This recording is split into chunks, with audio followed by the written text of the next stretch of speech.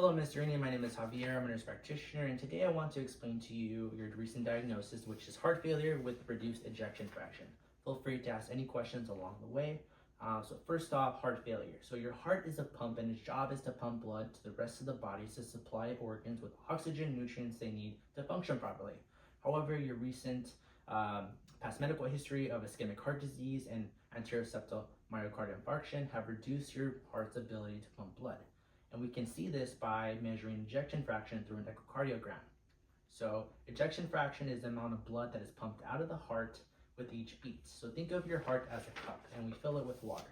When we squeeze it, we're measuring how much water comes out of the cup. A normal EF or ejection fraction is 50 to 70%. However, yours is much lower than that. And part of your past medical history and risk factors for your diagnosis is ischemic heart disease, where the heart or the arteries that supply the heart with oxygen and nutrients through blood are very narrowed, and years of having this causes your heart to become weak. Also, you had an anterior septal myocardial infarction, so part of your cardiac cells have died and been replaced with scar tissue. However, scar tissue is very ineffective at causing the heart to stretch and also pump blood. So your healthy tissue in your heart have had to compensate for this by stretching more, and over the years they have become very tired and worn out, to leading to the symptoms that you are having today. And this leads into the clinical picture of heart failure with reduced ejection fraction, where you're having symptoms such as shortness of breath due to the vascular congestion building up your lungs. You're seeing dependent edema, where there's swelling in your legs. You also have weight gain from all the water retention and fluid retention in your body. That's caused by water intake and not food intake. On exam, I could hear your lungs and I hear crackles. Also, I can see the actual swelling in your legs. And then also your heart is beating a little faster than normal because your heart is trying to compensate for the reduced ejection fraction.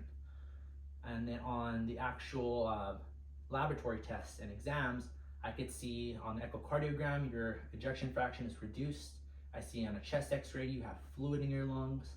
And then also on your lab levels, your BMP is BMP, which is brain natriuretic peptide. Your heart is releasing this hormone, which shows us that your heart is under stress. And then going on, there are medications that can help this, such as beta blockers, such as metoprolol and carvedilol, which cause the heart to relax and pump stronger. We also have angiotensin receptor blockers and also angiotensin converting enzyme inhibitors such as losartan and lisinopril, which relax the blood vessels and allow the heart to rest and pump better. We also have angiotensin receptor neprilysin inhibitors such as Entresto, which cause the heart to pump stronger and also reduce strain on the heart. We have medications such as SGLT2 inhibitors such as Jardiance, which help remove overall fluid and sugar in the body to help protect the heart and kidneys. There's also diuretics such as Lasix, which remove overall fluid in the body through the urine. And also we have aldosterone inhibitors such as spironolactone, which again reduce fluid and then also protect essential electrolytes such as potassium from being removed from the body. And then going on, this leads over to the prognosis. So our overall goal is to make sure that you're breathing better, you're not in the hospital as much, and you're with your family. And also we want to remove all the symptoms that you're having by removing all that fluid from your body and reduce swelling in your legs and also overall congestion in your lungs. At this time, do you have any questions?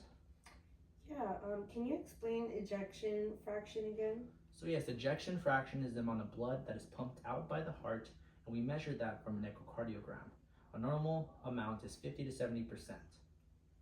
Can it get any better?